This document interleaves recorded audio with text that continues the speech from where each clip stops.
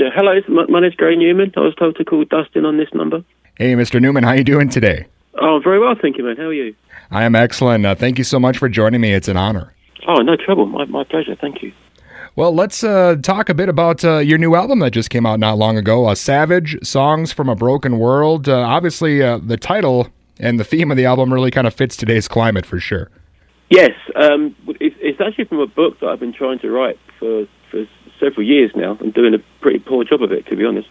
When I started to write the album, I didn't have a great deal of sort of things that I was particularly bothered about and wanted to write about. So I started to borrow ideas from the book, and it's the book looks at a post-apocalyptic global warming future, very sort of science fantasy when I started on it. And as I started to do that at the end of 2015, so Donald Trump was starting his presidential campaign and saying things very different about global warming, about it being a Chinese hoax and so on. And so what started out as me just trying to use a couple of ideas from that global warming theme to get the album underway actually became far more than that. And the entire album ended up being pretty much devoted to that subject. So in that sense, that it was sort of driven by Trump, but not in a positive way, if that makes any sense. Yeah, definitely. I know you went through the PledgeMusic, and I mean, you got more than twice your goal, and the album came out near the top of the charts. So I mean, it must feel great to, still have that kind of fan base after all these years. Well, it's amazing, yeah. But it's been a while. It's been a long clawing back from where I was. I did really well 79, 80, 81. And things were fantastic there for a while, but then it all started to slide away from me. And round about by 92, I was pretty much finished. Really, I mean, I thought my career was over. Couldn't sell records, couldn't give tickets away. Didn't have a record deal. Didn't look as if I'd ever get another one actually at the time. So it all looked rather grim. And so since then, the music became much heavier. I went back for doing it as a hobby, actually, for a while. But it just got heavier and heavier, and I think it's been just this very, very slow but steady sort of rise back up through it again. And what's happened to this one is certainly the best result I've had with an album for 35 years even. I've been doing it for a long time now. So for me, it feels it's fantastic. Yeah, to have been as out of it as I thought I was, and yet to be able to hang on and come back and sort of still be here doing this now is amazing. And and the tour's doing, this tour is doing better than any tour I've done for a long time. The British tour, the European tour, again, the most successful tours I've had in 30 years or more. So it has been a very lovely experience. Well, Gary, is that tough to have that kind of success right out of the gate? And then do you kind of feel, I guess, like a pressure maybe to always get back to that peak? I think when you have a lot of success to begin with, there's an element of it. It comes too easily, and it seems. I don't think you appreciate it anything like the level or to the depth that you should. I think it's very easy to take things for granted when they're coming to you, quite easily. And so my struggle, if you like, where I feel I've earned a place within the music business came after that. It's been the last 25, 30 years where I've really felt that I've not only ever done the best work that I've ever done, but where I've really just kept my. I think there's an integrity element to it. I think when you it's possible to go out and write lots and lots of songs, and if you're only interested in chart success or being commercial success or whatever, or being a favorite of the record company, then you can do certain things. But if you really want to achieve something on your own terms, doing music that you genuinely love yourself, I think that when you have success after that approach to it, it's all the more rewarding and all the more satisfying when it comes. And the music that I've been making for quite some time now is heavy, and it is much more aggressive than pop music. And you understand that it comes with it comes with a certain set of problems. You know, it's not easy to get on radio, for example. You know, I'm sure that my Cars song probably gets played 100 times more than anything from Savage will ever get played, because it's a very different kind of music. And so but you understand that, you know, when you write this much heavier music, you are aware of the problems that you're going to have. So again, you know, if you do have some success with it, it's all the more satisfying. Well, your music has been, you know, hugely influential on so many people. You know, everyone from, you know, 9 Inch Nails to Prince over the years. I mean, is that more important to you as an artist to have those people looking up to you and be influential than it is maybe with album sales? I'm not sure it's more important. It's really nice. You know, it's a fantastic thing. You know, to have someone like Prince. I'm in Minneapolis now, stranger enough. To have someone like Prince, you know, and Trent say the things that they've said, you know, it's almost unbelievable, really, and it's so flattering, and it's such a huge compliment. You know, it's almost hard to value it. You know, it's incredible. And it does make a difference. You know, it's given me a credibility that is impossible to buy. You know, I think no matter how much success you have. So that's all well and good, but it doesn't put my children in school. You know, it doesn't pay the mortgage.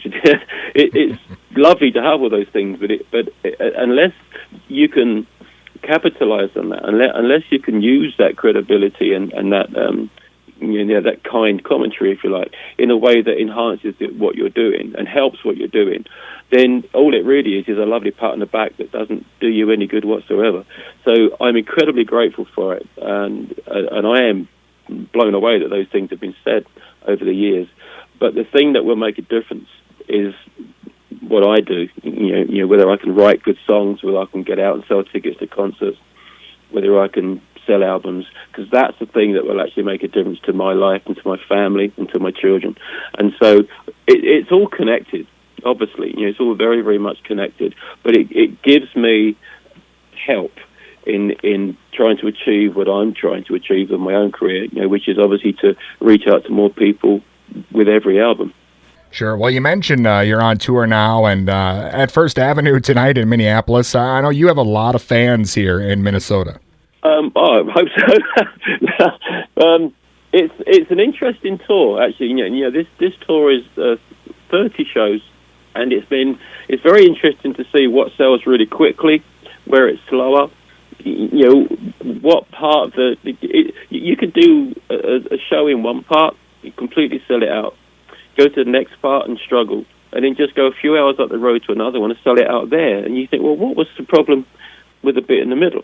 And so, but that's one of the exciting parts of touring in a way, that you're just constantly trying to expand on the places that know you and where you do well in, and reach out to those places that are not so popular. And it's easy in a way to play safe than to ignore those lesser places, you know, in between the good ones. But I think that's a mistake. You know, there's no reason that if you can do well in one city, that you shouldn't, if theoretically, do well in any other city. So it really is a case of just being there, you know, and just keep working it and going back, you know, trying to write better songs so the new album comes out. But apart from all of that, I actually just love touring. You know, I love the life of it. I love living on a bus. I like traveling. I like meeting new people every day. I like going on stage every night singing the songs where there is 500 people or 5,000 people. The enjoyment of what you do is the same, sort of regardless, really. So for me, that's a lucky thing. I know there's a lot of people that tour that kind of feel they have to do it, you know, and they don't really want to be out there. I'm not like that. I love this. I love this life. Well, I think you can sense that in your work in the studio as well. You know, with a career like yours, it'd be easy for, you know, somebody to just kind of sit back and reflect and just do the same thing over and over, or just play the hits. But, you know, you're out there still being innovative and still doing new things. That's great. Oh, thank you. I try. It's very important to me that each album moves forward. You know, if the career evolved to such a point, well, all I'm really doing is going out and doing Cars and some of those early songs, then I couldn't do that. You know, I'm so not interested in what I did yesterday, let alone 40 years ago. You know, I'm very, very excited at what I'm going to do tomorrow, where I'm going next, what I'm going to do in the future. That's the thing that wakes me up in the morning and makes me excited. And I don't honestly understand bands that live in that sort of nostalgia, retro world. I couldn't imagine. It's like giving up, isn't it? It's like saying, I've got nothing new to offer, so I'm just going to play all the songs from yesterday for the rest of my life. I couldn't imagine that. What a terrible thing. Well, after 40 years in the business, I mean, you've seen all the changes and the trends. What do you think about the music today, the climate? Is there anyone out there that impresses you nowadays?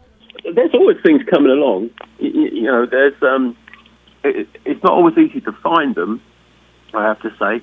With my new album, for example, I definitely wanted a strong Arabian influence running through it. And so I started to listen to a lot of Middle Eastern music, people like Azam Ali and people like that.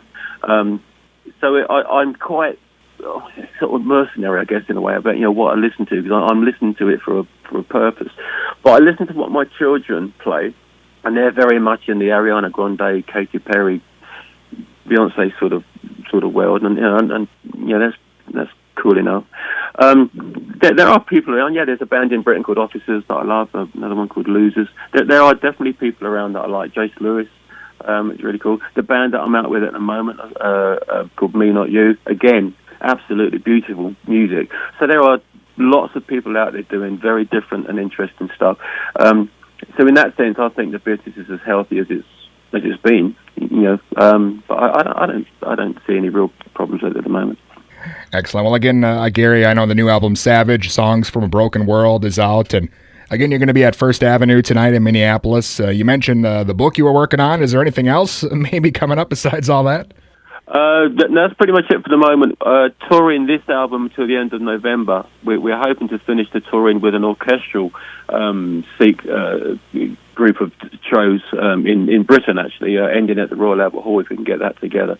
But that's still connected very much to Savage. When this touring is finished, I've got to write the book at last, and get that done. Been on it for too long. But no, that's pretty much it at the moment. We're still very, very much deeply into this whole album process and trying to reach out to people with this record. Excellent. Again, Gary, I've been a fan of yours since I was a little kid, trying to cover your songs in GarageBand. So it's been an honor speaking with you today. Oh, thank you. Thank you very much. Appreciate that. All right. Looking forward to seeing you. Okay, we'll see you later. Bye-bye. All right. Bye-bye.